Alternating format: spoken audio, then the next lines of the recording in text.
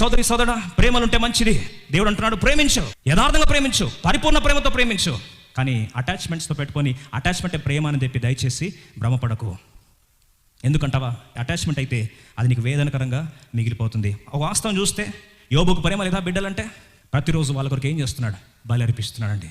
ఎంతో ఖరీదైన బలి యాచనలు, ప్రతిరోజు దహన బలు చేసి నా పిల్లలు బాగుండాలి, పిచ్చి ప్రేమ. ఒకరోజు పిల్లలు తీసుకున్నాడు దేవుడు. యోబు అంటాడు, యెహోవా ఇచ్చాను, యెహోవా తీసుకొని పోయాను, ఆయన నామంకే స్తుతి కలుగును గాక. అటాచ్మెంట్ ఉందా? ప్రేమ ఉందా? ప్రేమ ఉంది. అబ్రాహాంకి కొడుకంటే ప్రేమ లేదా? పిచ్చి ప్రేమ, పిచ్చి ప్రేమ. కొడుకంటే 100 సంవత్సరాలు పుట్టాడండి వారసుడు. తండ్రి అంటే పిచ్చి ప్రేమ కొడుకుకి.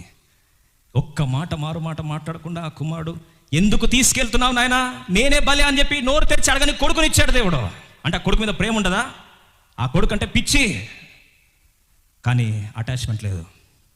అటాచ్మెంట్ ఉండుంటే ఈ కొడుకు మీద కత్తి పెట్టి నరకు అంటే ఏ తండ్రికి వస్తుందండి చెయ్యి?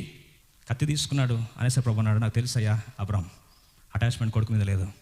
నీ మనసు అంతా ఎవరితో నింపుకున్నావు? నాతో నింపుకున్నావు, విస్తారంగా దీవిస్తా.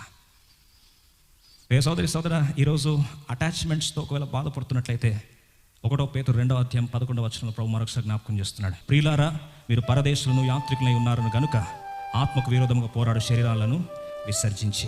మీరు పరదేశులు, యాత్రికులు. ఒక మాటలో చెప్పాలంటే యాత్ర ముగించక మునుపు నేను నా వ్యక్తుల్ని, కుటుంబాన్ని, వస్తువులని, ఆస్తుల్ని నేను విడిచి వెళ్తాను అన్న సత్యాన్ని మనం గుర్తిస్తే వారిని ప్రేమిస్తాం. కానీ అటాచ్మెంట్స్ పెట్టుకో.